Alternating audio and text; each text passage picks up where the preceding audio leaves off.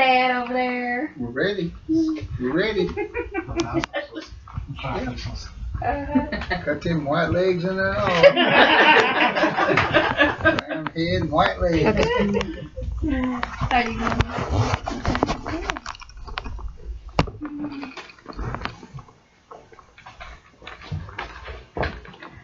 My heart starts to race. It feels like it's going to explode. My throat closes and I'm having trouble breathing. My palms are getting sweaty now and my head is dizzy. I feel like I might fall. I want to run, but I don't know where. This reaction is a way to describe what people feel when they are suffering from a phobia.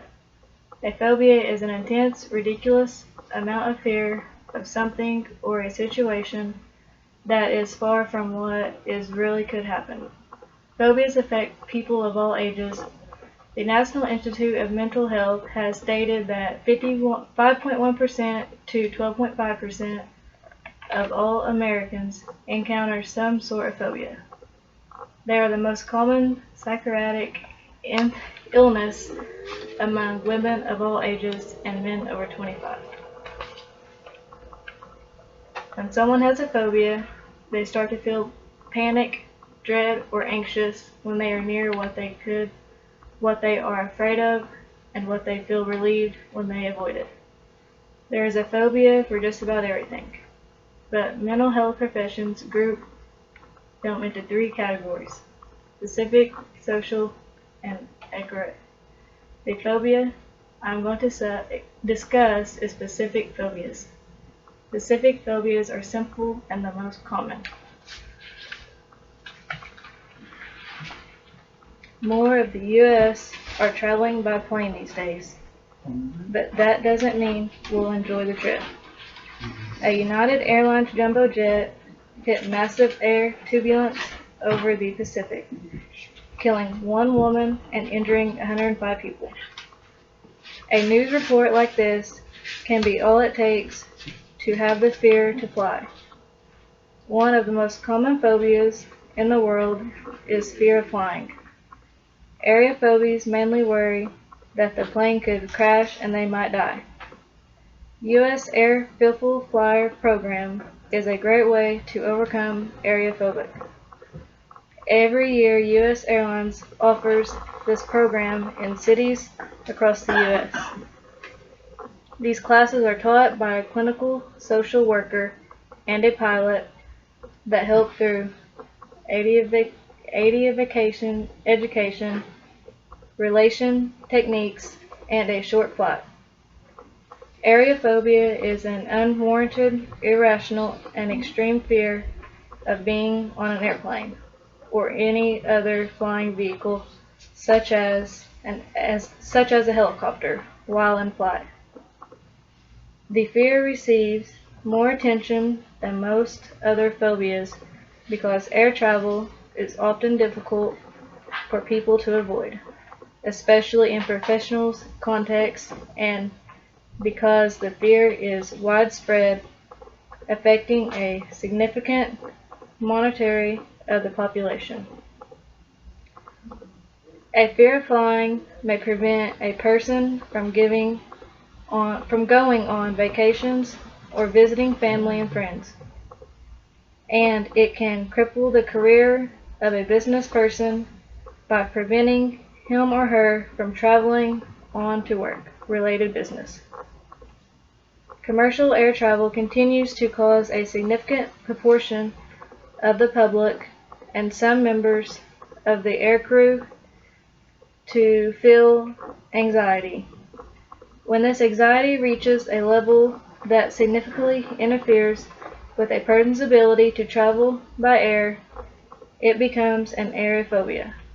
The causes of aerophobia varies from individual to individual, and while no two individuals are the same, most fall into one or more of the following categories: a single traumatic incident, a highly stressful or frightening real event at which aerophobia is created.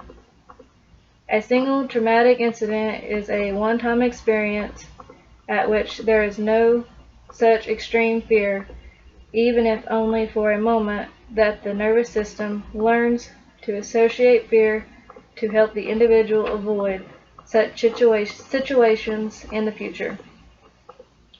An associated traumatic experience. This is where the individual does not directly experience the fear, but associates to someone who does, either in a real situation or more rarely when watching someone in a movie or even a dream experience at a dramatic event. Sometimes aerophobia can simply be developed from seemingly harmless experience or seem like it's always been like this. The truth is it hasn't been that way. There's no such thing as a newborn baby with irrational fears and phobias. But it may have started way back in an early childhood, possibly school experiences. Symptoms of aerophobia is a level of anxiety so great that it prevents a person from traveling by air or causes great distress to a person when he or she is compelled to travel by air. The most extreme manifestations can include panic attacks or vomiting at the mercy or manipulation of aircraft or air travel. How people react to an aerophobia is as diverse as the reasons why people have anxieties around the flying experience. A common reaction is to avoid flying as much as possible. There are a number of celebrities who go to great lengths to arrange their personal and professional lives to avoid flying. Psychological reactions to fear and stress include muscle tension and tremors, heavy labored breathing, chest pain, abdominal and intestinal discomfort, sweating, weakness, dizziness, prickly sensations, dry mouth, and flushed or pale face. Therapy treatment for aerophobia behaviors. Therapies for aerophobias such as cognitive behavior therapy and systemic initiation rest on the theory that phobia is due to an intentional sensations event that has to be created by the feeling of fear. In other words, the intentional sensation event was the first time that the person felt those intense feelings of fear.